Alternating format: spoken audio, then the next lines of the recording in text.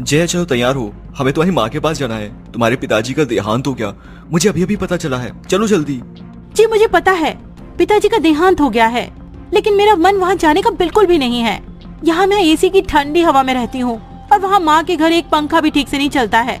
वहाँ बहुत गर्मी है, इसलिए मेरा मन वहाँ जाने का बिल्कुल भी नहीं है। तुम ही होकर आ जाओ ना। जया, तुम्हारा वहाँ जाना बहुत जरूरी है, चलो तुम मेरे साथ। जया को ना चाहते हुए भी वहाँ जाना पड़ता है। माँ के घर जया पहुँचती है, अपनी माँ से गले भी नहीं मिलती है और एक जगह बैठ जाती है। वो तो ये भी नहीं पूछती है कि माँ पिताजी को हो क्या गया था और ये सब कैसे हुआ। बस बैठकर अपनी माँ से ठंडा पानी मंगवाती है। ये सब देख अनिल जया से कहता है, जया, तुम्हें अपनी माँ की हालत नहीं दिखती और तुम कहती हो माँ मेरे लिए एक गिलास ठंडा पानी ले आओ। तुम्हें अपने घर की हालत का भी नहीं पता क्या? इतना सुनकर जया वहाँ से चली जाती है और अपनी गाड़ी में जाकर एसी चलाकर बैठ जाती है।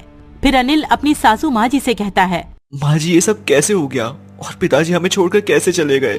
बेटा क्या बताऊं, अभी कुछ दिनों से तुम्हारे पिताजी बीमार थे और कल अचानक से उन्होंने अपना दम तोड़ दिया।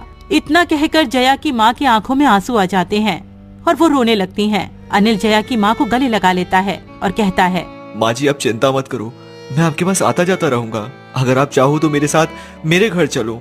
नहीं बेटा, मैं तुम्हारे साथ नहीं चल सकती हूँ। माँ बेटी के घर अच्छी थोड़े ही लगती है। अच्छा माँ जी तो ठीक है, मैं चलता हूँ, आता जाता रहूंगा। फिर अनिल जया के साथ अपने घर चला जाता है और घर जाकर जया से कहता है, जया ये क्या बचपना था, तुम अपने घर गई और अपनी माँ से गले भी नहीं मिली। मैंने आपसे पहले ही कहा था ना कि मेरा वहाँ जाने का मन नहीं है और वहाँ जाकर मैं गर्मी से बेहाल हो गई थी, इसलिए मेरा दिमाग खराब हो गया था। जया की एक बड़े घर में शादी हो जाती है तो जया के अंदर बहुत घमंड आ जाता है। इतना घमंड आ जाता है कि वो अपने माँ बाप तक को भूल जाती है। उसे अपनी माँ की याद बिल्कुल भी नहीं आती है और वो अपने बड़े घर में शान से रहती है।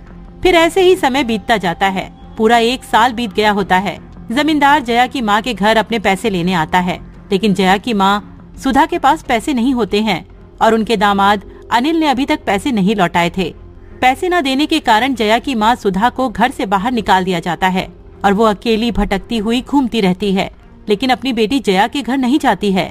फिर एक दिन अनिल अपने ससुराल आता है। वो वहाँ ताला लगा देखकर लोगों से पूछता है, अरे सुनो माँ जी, यहाँ जया की माँ सुधा रहती थी, वो कहाँ चली गई? अरे तुम तो जया के पति हो ना। बेचारी सुधा बहन बहुत अकेली पड़ गई थी सुरेश भाई साहब के जाने के बाद। सुरेश भाई साहब ने 10 लाख रुपए में अपना घर गिरवी रख दिया था और वो 10 लाख रुपए उन्होंने किसी को दिए थे। अब उसने तो पैसे लौटाए नहीं, सो जमींदार ने सुधा बहन को